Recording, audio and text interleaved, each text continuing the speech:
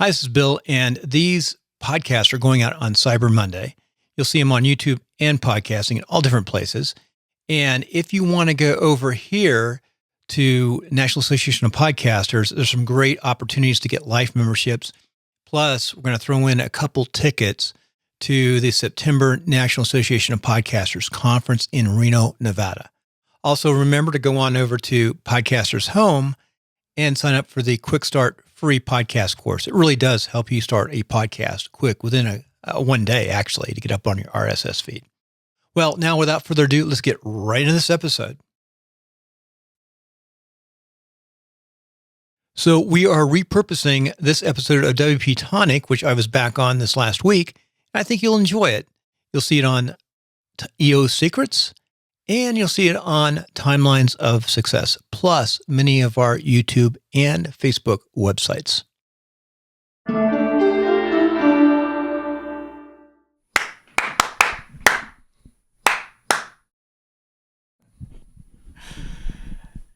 Jonathan, welcome to Timelines and EO Secrets. This is going to be a combined podcast and vlog, and I'm back on WP Tonic.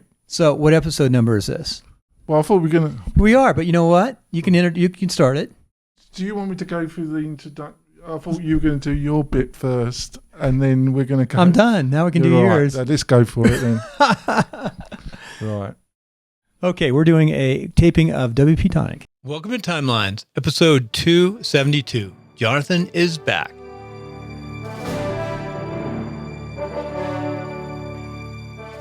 Hi there, folks. Welcome back to the WP Tonic Show. This is episode 248, and it's an episode just after Thanksgiving, so you probably stuffed yourself with turkey and had your family around.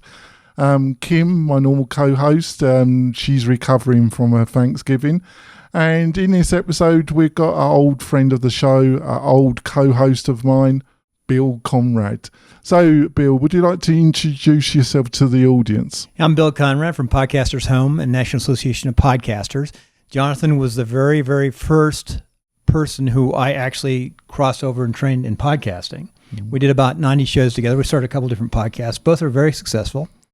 And you've had sponsors. You've had New and Noteworthy on MailRite. So I'm really happy. We've learned a lot. And Jonathan really got me going on WordCamp and WordPress. We'll talk about that during this episode too. That's great. And before we go any further, I'd like to mention our sponsor, which is Intelligence WP. And what is Intelligence WP? It's a bit of software that helps you deal with Google Analytics. Yes, that thing that you put on clients' websites or your own, and you have a tendency never to look at it again. But with Intelligence WP, it offers a interface that makes sense of a very complicated bit of software. So go to the WP Tonic website, have a look at the sponsor link we have on there. It's a free plugin. You can download it, install it, and they also offer training. They will help you get it set up if you need it. Like I say, it's a great bit of software. So go out and find more about it. Well, thanks, Bill, for coming on the show. Like I say, Bill was, when I started WP Tonic, Bill was my co-host. I'm a co-host for almost 90 episodes. And Bill's continued his career in podcasting. And you started a new association, haven't you? The National Association of Podcasters. Isn't that right, Bill? Yeah, you know what? There is no National Association for Podcasters. And a couple of years ago, I had a VIP ticket to the National Association of Broadcasters, thanks to Blueberry, and Todd Cochran, which I deeply, deeply appreciate, who are great podcasters and servers. And it got me thinking back then of the idea of being separate and setting an association up. There's a lot of elements, there's conferences, but there's no association. But it's a lot of work, a lot of time, and it won't happen overnight. And so we're looking in October, early October, September, October, of actually having a conference here in Reno, Nevada to get together and get the board together and put everybody in place. There's going to be a cost and so on and so forth. By the way, before we go on, Jonathan, I want to say you did a great job of that introduction, your sponsorship. You've really taken it to the nth degree. You've consistently put out 2 podcasts a week for as long as I've known you, for 3 or 4 years now. I haven't done the same. I've been so busy with other elements. I have 3 podcasts, but we don't put them out each week. One's a fun podcast in real estate, which is my timeline interview, which we have a lot, and you've been on a few of those. We have EO Secrets, which is my fun podcast too, which is basically teaching people money online. And then finally, I've got Meet the Voter, which you've been on too. Yes. So I do those for other organizations. Plus, I have some organizations I support. I'm so busy helping people on the backside with vlogging and podcasting. And we're doing a lot of vlogging now too. That's great. So with the National Association of Podcasters, what do you hope to achieve with that? And what do you hope when people join it, and they can join now, what do you hope they will get from it, Bill? Well, National Association, I've got something called Podcasters Home, which I will continue to develop, and basically learning how to podcast. I've got a free podcast course out there. But I want to mix that content of learning free with the National Association, so when people join, they'll have some training to get up and running. But the bottom line is to create a conference every year. And then there are already podcasting awards, but have a National Association of Podcaster Awards. And that's really is bringing people together, keeping the cost down too. The other thing, let's talk about WordCamp. WordCamp has got a great model. So maybe someday putting it more like the model of WordCamp. Yes. So I think you've been talking about the National Association of Podcasting Casters at WordCamps, haven't you? Mm-hmm. So I think you've been doing some presentation at some WordCamps. How's that gone, Bill? I absolutely love it. Going to WordCamps, I've always enjoyed WordCamps. 3 or 4 years ago, when I first started studying WordPress and going with you to WordCamps, it was kind of fun because we had the podcast, and people recognized us at the WordCamps. So we got to be known fairly well at the WordCamps from the podcast. And then once you've evolved into speaking about podcasting and vlogging, because they have a business track now, and when you speak, you get to know like who are the key people in WordPress. So at the speakers' rooms, you really find out that inside information. Plus, you just meet really neat people around the country. So I attended WordCamp Sacramento, and you were one of the presenters there, and you were talking about podcasting, and you seemed to get a fantastic amount of people at that presentation. So what were some of the questions that were asked that people were asking you around podcasting? Well, that's a good point. That was fun. Everyone stayed, and it was fun. I created a podcast out of that I actually used an iPhone. I told people how you can create a podcast relatively fast by using your iPhone and just getting the audio up. And we went through the steps. And I noticed that almost everybody stayed. And I put the camera behind me so you could see the presentation. It is on EO Secrets, and I think parts are on Timelines too. I forgot which episode. I think it's episode 6 and 7 on EO Secrets. But what questions they ask? They'll ask, like, the RSS feed is technically is the biggest question. Okay. The server, how do you get it up? And then the connection to iTunes. Those are the 2 top asked questions. Very seldom do I find people talking about like how to produce or how to create content, but it's mostly the technical side of getting it working. What I found is most people put a lot of time into creating a beautiful podcast as best they can, but they miss the technical side. And then they get frustrated and they never get their podcast up. So that's why I do a couple 2-minute podcasts and learn the technical side. So I do that. They can understand it. And then we also talk about WordPress and what is the best type of blog or vlog or way to put your podcast up on WordPress. Because if you have a podcast, you really need a web page to drive people to so they can get more content, more information. And if you ever want to monetize, there's a lot of ways to monetize. That's another thing. People will want to know how to monetize podcasts or how it can help them with their WordPress agency. Yeah, I think there's a lot of interest in podcasting, but it was also it seems to be really mixed up with video, doesn't it, and YouTube as well, doesn't it, to some extent? There's a crossover, maybe. Yep. Why call it vlogs? First of all, when I teach to take your phone, do a 2-minute little recording of yourself, a vlog, or a couple of people talking about just a couple of different issues about what you want to do with your podcast, things of that nature. take that, upload it onto YouTube. Now, you used to be able to do a little bit of editing on YouTube, but they've taken that out. I don't know if you know that or not. No, because that's surprising, really. Yeah, they took it out. It's gone. YouTube is constantly changing. So anyway, put it on YouTube. But if you have a Mac, you can just use a couple different editing softwares that are available that work real well to trim the front and the back, and then stick it on YouTube, and then download it from YouTube because YouTube conditions the sound. Pull that out. There's a real quick, inexpensive little free app you can download onto your Mac, and then rip out the MP3, and it'll do it at 128. You can set it lower, and then take that. Now upload it to an RSS feed, and we'll show you how to upload it to the RSS feed. It's not that difficult. You can actually learn everything. There's only about 30 minutes worth of content to learn how to do all this. So literally, you can be up and running in about 4 hours with 2 or 3 little short podcasts. And that's a good way of learning it, isn't it? Yeah, absolutely. Because I think, like most things, you obviously want a certain standard, but you also need to get it out and keep doing it, don't you? So why would someone in WordPress want to learn to podcast? I have no idea. Well, you did. Why did you want to learn? That was English sarcasm, folks. See, I don't get it. I still don't get it. No, he's not been exposed to it for a while, actually. Yeah. He prefers the French anyway. Yeah, true. Yeah, he does. He really does. Well, it's a good way of individualising yourself in a very crowded marketplace. I think one of the things you've got to be aware of, it will take up a certain bandwidth of your time. So if you're not really that committed to it, it's probably going to take up a bit more time than you think it's going to. There's ways of getting around that, like doing them in batches. I personally chose not to do the episodes in batches. I do a weekly show and we do it live, but that's my choice. I try and have a set pattern that we do it on the same day at the same time. That helps. But other people, another factor, Bill, is you make new friends.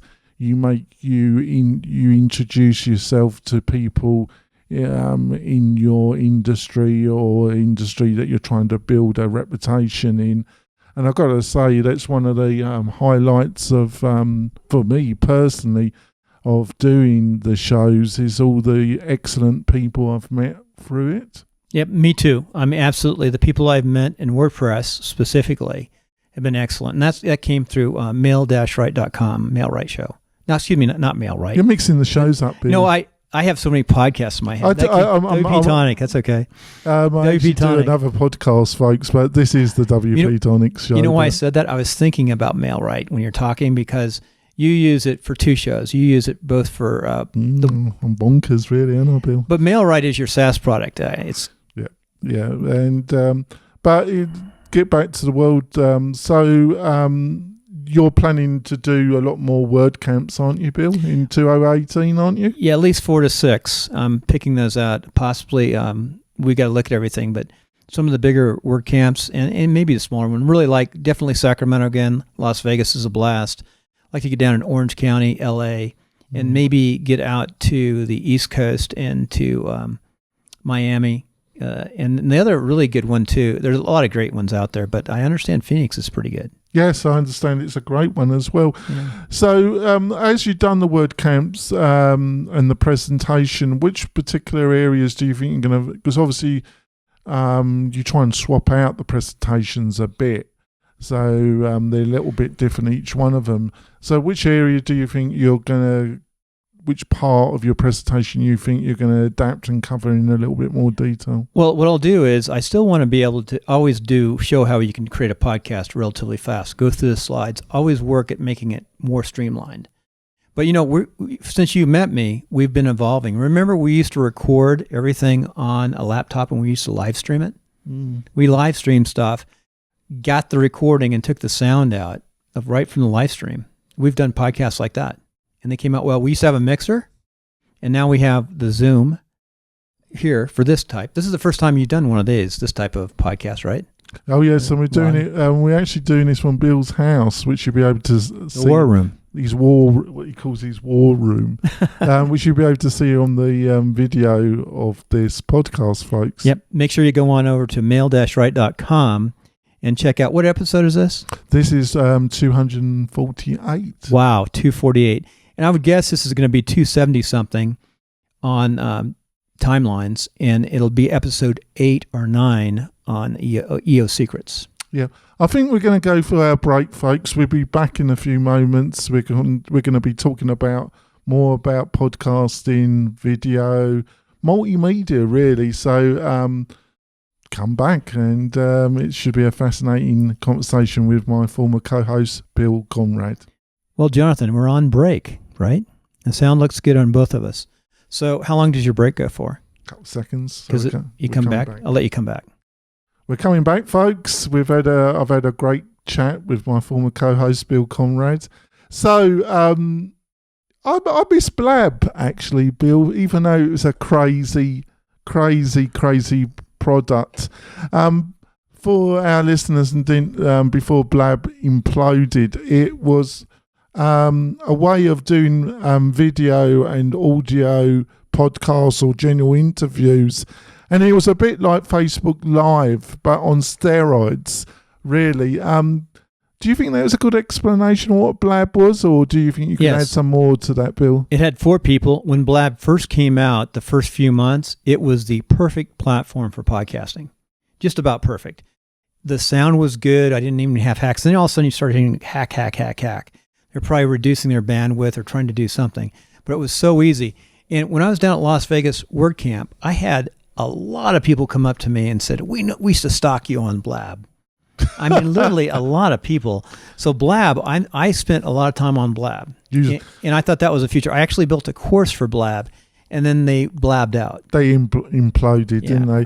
I think, basically, I think they were eating up a lot of bandwidth, weren't they? Yeah, I understand. A $14 million experiment.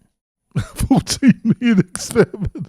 Yeah, that cost a lot of money for somebody, and they never monetized it. No, they didn't. I think they were getting a lot of professional podcasters using it, but they weren't finding they were getting enough like normal people to use it effectively, were they? I don't know how many podcasters, actually some started seeing it could be used, and a great part early on, the podcast community, some people saw it as the future. Some didn't. Some of the most successful podcasters don't do video. They do strictly audio, and audio is a lot easier to tell the truth. Yeah.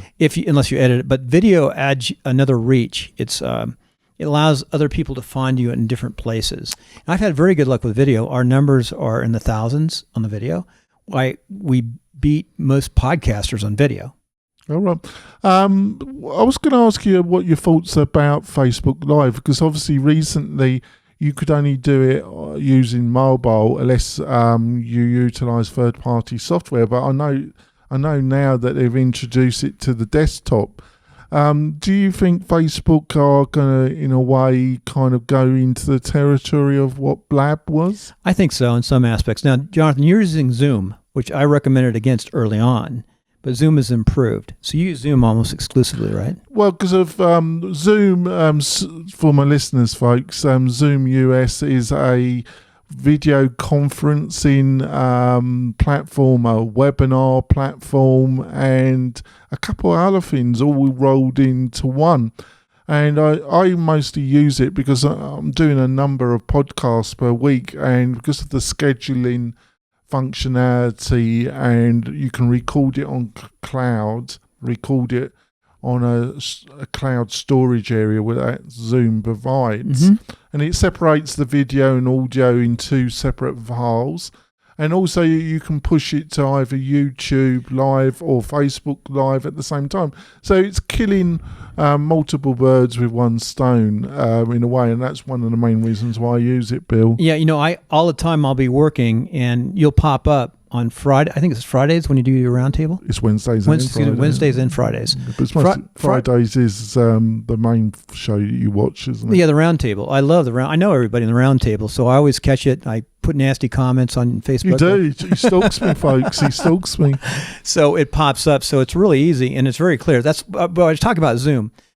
you can only do so much, but Zoom has become a fairly good platform now for doing exactly what you're doing. They didn't have enough definition in sound, enough deepness in the sound, but now they do, and you're having success with it, and it saves time, doesn't it? I used to call Bill the sound Nazi because he really does. But you got to have the sound to a certain standard, especially the host. I think when you're interviewing, you can get away with the guest being slightly not up to professional standard, but definitely the host. If it's really poor quality, I think the listeners soon give up on it, don't they? Yeah. The most important part of the podcast is the first 2 or 3 minutes of the podcast. Now, you did a commercial early on. That's fine as long as it's an interesting commercial and you're your sponsor and people understand that. But the first 2 or 3 minutes, you have to have good sound, and you got to get them involved in the podcast. That's where later on the content comes to be really important. The topic, the issues, and getting them listening. So once you start listening, people will continue to listen to podcasts. That I find, so that you grab their attention initially. So, Bill, how do you see this world in 2018, this world of Facebook Live, YouTube Live, YouTube itself, and podcasting? How do you see this going in a way? I think it'll really work out. More and more, I think you're going to have local shows. Now, yours is not a local show. Yours is WordPress, so it goes everywhere. But I think you're going to find other ways to work with podcasts. So let's say you're a WordPress developer in a community. If you have like the affiliate account for Podcasters Home, and you have your own little podcast or the concepts of podcasting, you could show people in your community how to actually set up a little podcast because of the 4-hour course, and then how to tie that with their website and do YouTube Live. So it's more than just that website. You're sort of an agency. You're a WordPress agency, but you almost have to be like a marketing advisor agency too. Does that make sense? So I think a way that people in WordPress can actually monetize by helping their community understand how all these things are connected. Like the API concept is kind of complicated for most people. How to take onto WordPress and maybe put your iframe in there so they can see live the YouTube version if you're doing a Google Plus Hangout, or the Facebook, how to tie them all together. So I think the study of this area is important. Facebook's going to continue to do more and more video. Videos is the future. Well, it's an interesting area, and I thought you were the guy to. I think obviously Facebook are trying to take on YouTube. I think they're still struggling to find the right format, and maybe that format is the kind of Blab model, because it is what I thought was so fascinating about Blab was not only the free video conferencing element of it, but the way you met new people and you had new discussions through Blab, which YouTube and also at the present moment Facebook, they're not quite there with the kind of interaction and the ability to have new conversations that you found on Blab.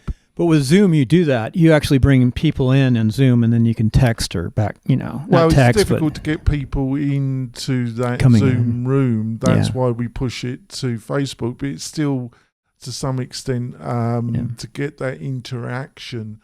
I think one of the factors is that you could search for a topic in the Blab interface and find new shows. And then watch them, and then if you were interested, you could be part of the discussion if the host had that available, which at the present moment on Facebook or YouTube you don't really have, do you? A central area where you can search. No, you don't. Eventually that'll evolve, I'm sure. I was going to say the difference between Google and YouTube. Google is search. So anytime you're creating a Google Plus Hangout, which carries a video, as long as you tag that and you make a really nice YouTube channel, you're going to find search online. That's why you have to do YouTube. Yeah, but I think... later on, that gives you search. I also think, Bill, because of the bandwidth costs, that the only two players that could afford to do something similar to Blab is either Facebook or YouTube, really, because they've got the big enough pockets where the bandwidth cost isn't such a consideration, because I think those bandwidth costs and the lack of monetization is what finished off Blab. Right. Well, you think about it, Google plus Hangout, it's sort of similar to Blab. But you haven't got that central area to search for them, have you? No. And see them. Yeah, I know what you're talking about. You don't have a way to quickly search. They used to have all these different, you could just sort of see who's live right now. Because it was the power of the network, folks. You could do a search on the Blab homepage, and then you find shows about WordPress or shows about whatever topic. Yeah. And then you could bookmark them, and it would send you a little note saying when the show's coming up, and then you could watch it in the background or listen to it in the background. And you also had people coming finding you during the show as well, didn't you? So you could build a new audience, which is totally missing on these present. Well, a little bit on Facebook, really. There's that little bit of functionality, a little bit, but they've still got a bit of a while to go, haven't they, Bill? Yeah, Jonathan, once we used to do 3 shows. We used to do Meet the Voter on Sundays. Remember You got me into politics, folks. We won't talk politics here, but we used to do something called Meet the Voter. We'd watch. You had a group of people, all from different backgrounds. We'd watch Meet the Press, and then we'd talk about Meet the Press, Meet the Voter. But one time, do you remember how many people were watching one time?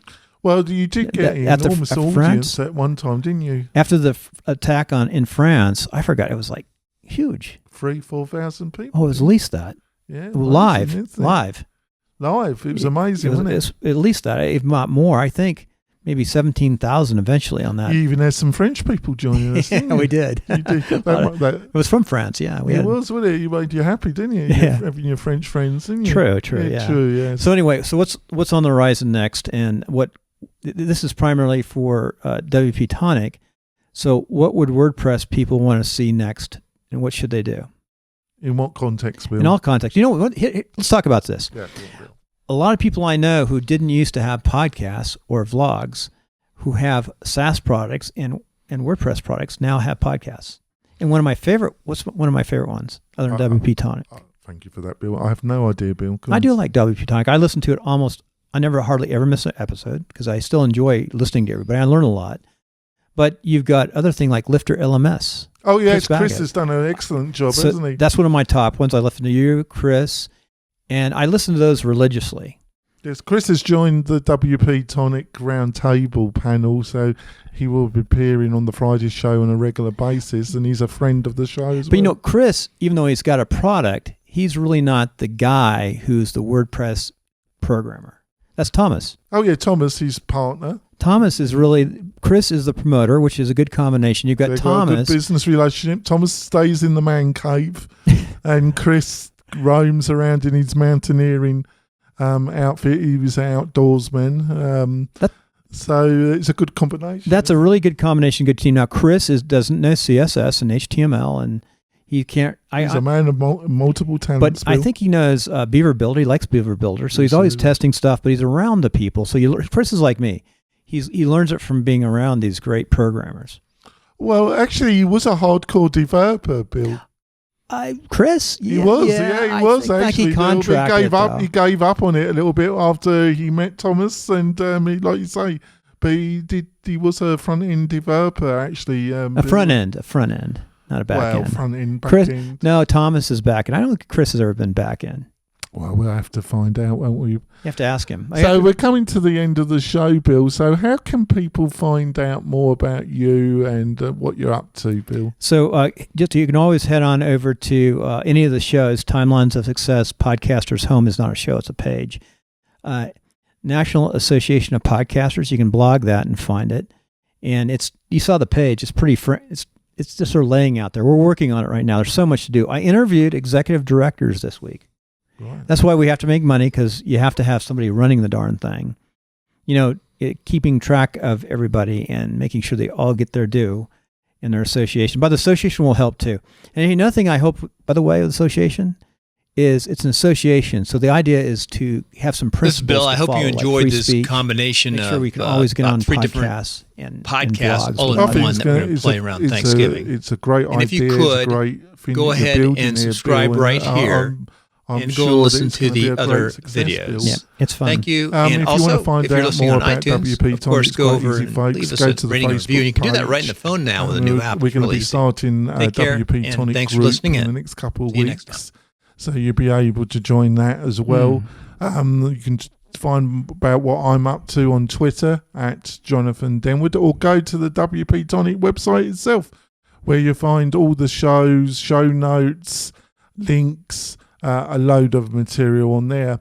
And you'll be able to join us this Friday for another WP Tonic Roundtable show, or next week where we'll be interviewing somebody that's doing something with WordPress. We'll see you next week, folks. Bye.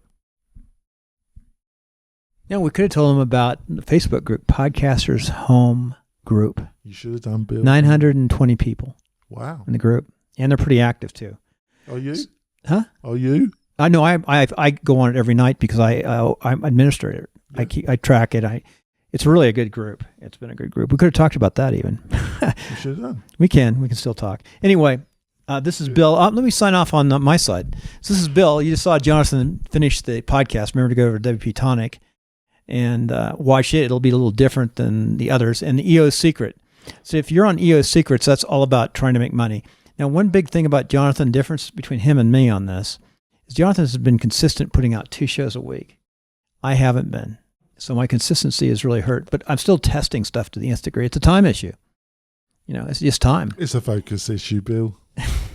Let's be frank about it. I do my own editing. Bill, we didn't talk about editing. You sub out your editing. I do, but I don't. That helps. I didn't think it would be enormous interest of the WP Tonic, but obviously, as an entrepreneur, you've got to try different things, because if something has no chance of making money, unless it's going to be just a hobby, it's very difficult to focus the time on it. But on the other hand, it's a mixture, trying new things. But when you do find a couple of things, you really got to focus. Yep. John, it's really easy in multimedia and this new kind of digital economy to get totally defocused. Well, we stream at three casinos too. I have clients. I have like several clients out there right now, and one big one.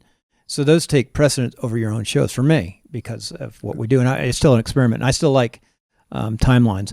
But in true, you have to focus. You can limit yourself. That's one problem with being a developer, is you get overwhelmed pretty fast if you don't have employees and other people to contract. And you've done that. You've built your business out with other people working. So anyway, thank you. We'll sign off now. Remember to go over to EO Secrets, Timelines of Success, and WP Tonic. Right, bye. Bye. Just a quick reminder, if you like this episode, please go on over to the iTunes and the app and pull it down and leave a ratings and review. It helps very much. Also, make sure you check us out on YouTube and subscribe right here. It's right about here. If you subscribe and check our other videos. Without further ado, we'll see you next time on our podcast or YouTube. Take care.